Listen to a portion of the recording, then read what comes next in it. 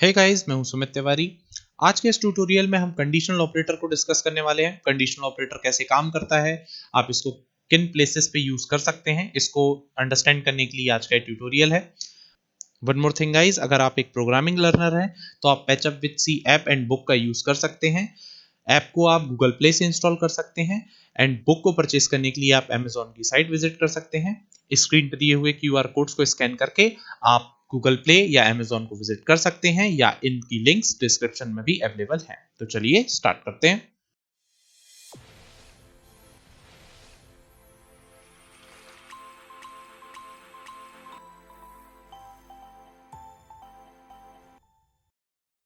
Conditional operator conditional operator का in general हम use करते हैं किसी टेस्ट एक्सप्रेशन को सॉल्व करने के लिए, एवेल्युएट करने के लिए और उसके अकॉर्डिंग कोई एक पर्टिकुलर एक्शन परफॉर्म करने के लिए।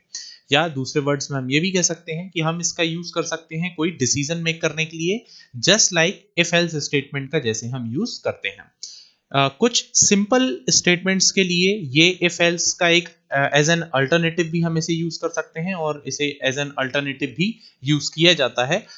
कंडीशनल ऑपरेटर कॉम्बिनेशन होता है दो ऑपरेटर्स का, एक क्वेश्चन मार्क एंड एक होता है कॉलन। ये जो कॉम्बिनेशन ऑफ ऑपरेटर्स है इसे आप टोटल कंडीशनल ऑपरेटर बोलते हैं। कंडीशनल ऑपरेटर को यूज करने का तरीका ये होता है, सबसे पहले आप एक कंडीशन देते हैं, देन आप क्वेश्चन मार्क यूज करते हैं, इसके बाद आपका यहाँ एक एक्सप्रेशन आता है, first expression, then colon and then second expression. यहाँ जैसे कि आप देख सकते हैं कंडीशनल ऑपरेटर थ्री एंटिटीज या तीन ऑपरेंट्स पे काम करता है। पहला ऑपरेंट या पहली जो एंटिटी होती है वो कंडीशन होती है, जो क्वेश्चन मार्क के पहले लगाई जाती है, पहले लिखी जाती है। सेकंड जो एक्सप्रेशन या जो सेकंड ऑपरेंट या एंटिटी होती है वो क्वेश्चन मार्क एंड कॉलन के बीच में आती है एंड जो थर्ड है वो कॉलन के बाद में आती है। ये जो कंडीशन है ये वो कंडीशन होती है जो आपको चेक करनी होती है। क्वेश्चन मार्क के बाद ये जो एक्सप्रेशन वन है, अगर ये कंडीशन ट्रू है तो यहाँ वो वैल्यू आती है जो आपको यूज करनी है। मतलब अगर ये कंडीशन ट्रू है तो जो भी आपने यहाँ लिखा है वो इवेल्युएट होगा, वो एग्जीक्यूट होगा। ये एक नॉर्मल कोई वैल्यू भी हो सकती है या यहाँ पे कोई दूसरा एक्सप्रेशन भी हो सकता है। सपोज ये कंडीशन अगर फॉल्स है तो ये सेकंड एक्सप्रेशन या यहाँ पे जो वैल्यू है या जो एक्सप्रेशन है वो इवेल्युएट या एग्जीक्यूट किया जाता है। ओके, तो ये एक कॉम्बिनेशन होता है। आप एक यहाँ कंडीशन देते हैं, अगर ये कंडीशन ट्रू है तो एक्सप्रेशन नंबर वन यहाँ पे भी आप जो भी लिखेंगे या जो भी वैल्यू होगी वो यूज की जाएगी। अगर ये कंडीशन फॉल्स है तो ये वाली वैल्यू यूज की जाएगी। एट अ टाइम इन दोनों एक्सप्रेशंस में से कोई एक ही इवेल्युएट होगा और वो डिपेंड करेगा किस पे, इस कंडीशन पे। अगर कंडीशन ट्रू है तो ये इवेल्युएट होगा एक्सप्रेशन वन, और अगर कंडीशन फॉल्स है तो एक्सप्रेशन नंबर टू इवेल्युएट होगा। चलिए इसको समझने के लिए या कैसे हम सिंपल इफ एल्स स्टेटमेंट की जगह इनको एज एन अल्टरनेटिव यूज कर सकते हैं कंडीशनल ऑपरेटर को, इसको हम देखते हैं। सपोज आपके पास एक प्रोग्राम में कंडीशन है कि आपको y में एक वैल्यू पुट करनी है 20 अगर x की वैल्यू 10 से लेस है। मतलब अगर x की वैल्यू 10 से कम है तो आप y में पुट करेंगे 20, और अगर x की वैल्यू 10 से ग्रेटर देन है, बड़ी है, तो y में कितना पुट होना चाहिए, 30। अब इस पर्टिकुलर केस के लिए आप इफ एल्स से इसको किस वे में लिख सकते हैं।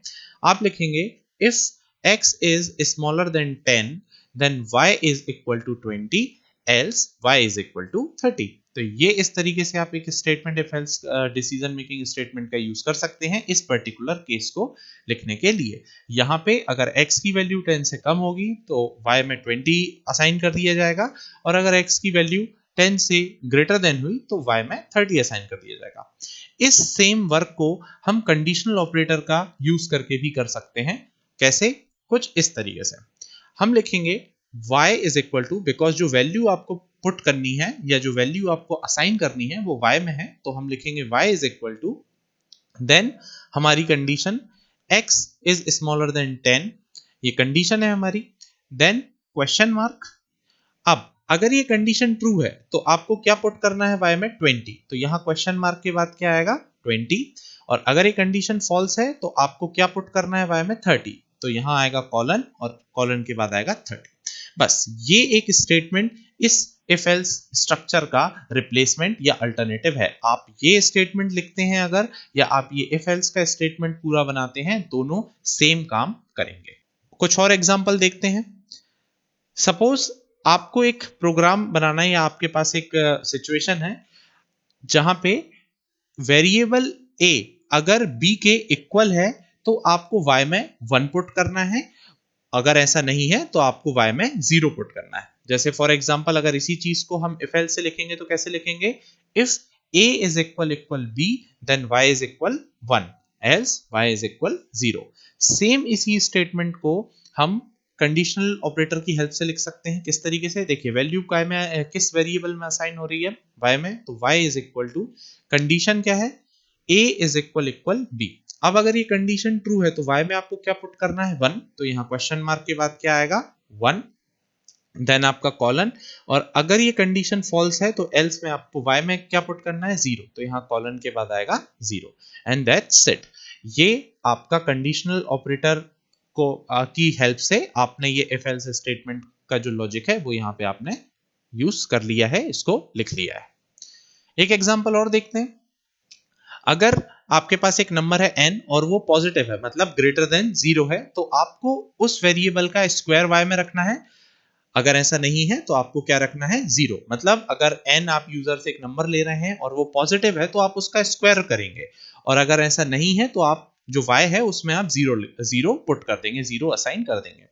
इस पर्टिकुलर केस को या इस पर्टिकुलर सिचुएशन के लिए हम इफ एल्स में कैसे कोड करेंगे, if n is greater than 0 then y is equal to n into n का square, else y is equal to 0। Same चीज को हम कंडीशनल ऑपरेटर की हेल्प से मोर इफिशिएंट वे में लिख सकते हैं। किस तरीके से, y is equal to, then condition आएगी n is greater than 0। अब अगर ये कंडीशन ट्रू है तो क्वेश्चन मार्क के बाद हमें क्या चाहिए, अगर कंडीशन ट्रू है तो y में क्या पुट करना है, n का स्क्वायर, तो यहां आएगा n into n। अगर ये कंडीशन फॉल्स है, n जो है वो 0 से छोटा है, मतलब n एक नेगेटिव नंबर या 0 के बराबर है, इस केस में आपको क्या पुट करना है y में, 0, तो यहाँ कॉलन के बाद आएगा 0। बस, तो ये आपका कंडीशनल ऑपरेटर की हेल्प से हमने इस पर्टिकुलर जो हमारे पास सिचुएशन है इसके लिए हमने ये कोड कर लिया। तो ये इस तरीके से आप कंडीशनल ऑपरेटर का यूज करके जो नॉर्मल कुछ इफ एल्स स्टेटमेंट्स हैं उनका एज एन अल्टरनेटिव हम इसे यूज कर सकते हैं। ओके, नॉर्मल जो डिसीजन मेकिंग है वो हम कंडीशनल ऑपरेटर की हेल्प से कर सकते हैं। कंडीशनल ऑपरेटर के रिगार्डिंग आपको एक बात और ध्यान रखनी है जो इंपॉर्टेंट है, कि कंडीशनल ऑपरेटर एक टर्नरी ऑपरेटर होता है। टर्नरी ऑपरेटर बेसिकली एक ऑपरेटर्स की कैटेगरी है जो कि ऑपरेट करने के लिए 3 ऑपरेंड्स का यूज करता है।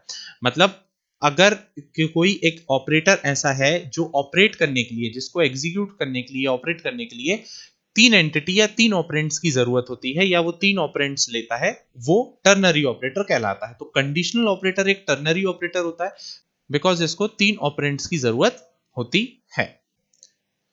आप कंडीशनल ऑपरेटर्स को नेस्टेड भी कर सकते हैं। मींस अगर आपके पास में एक कोई कंडीशनल ऑपरेटर दिया है तो उसके अंदर मल्टीपल कंडीशनल ऑपरेटर्स की नेस्टिंग भी पॉसिबल है। जैसे for example in general conditional operator का स्ट्रक्चर कैसा होता है, यहाँ पे एक कंडीशन होती है, देन यहाँ एक एक्सप्रेशन, देन कॉलन के बाद सेकंड एक्सप्रेशन। ये पॉसिबल है कि इस पर्टिकुलर एक्सप्रेशन जो एक्सप्रेशन 1 है इसकी जगह भी आपको एक पूरा कंडीशनल ऑपरेटर का स्टेटमेंट दिया हो। सिमिलरली ये भी पॉसिबल है कि एक्सप्रेशन 2 की जगह भी पूरा एक कंडीशनल ऑपरेटर का स्टेटमेंट दिया हो।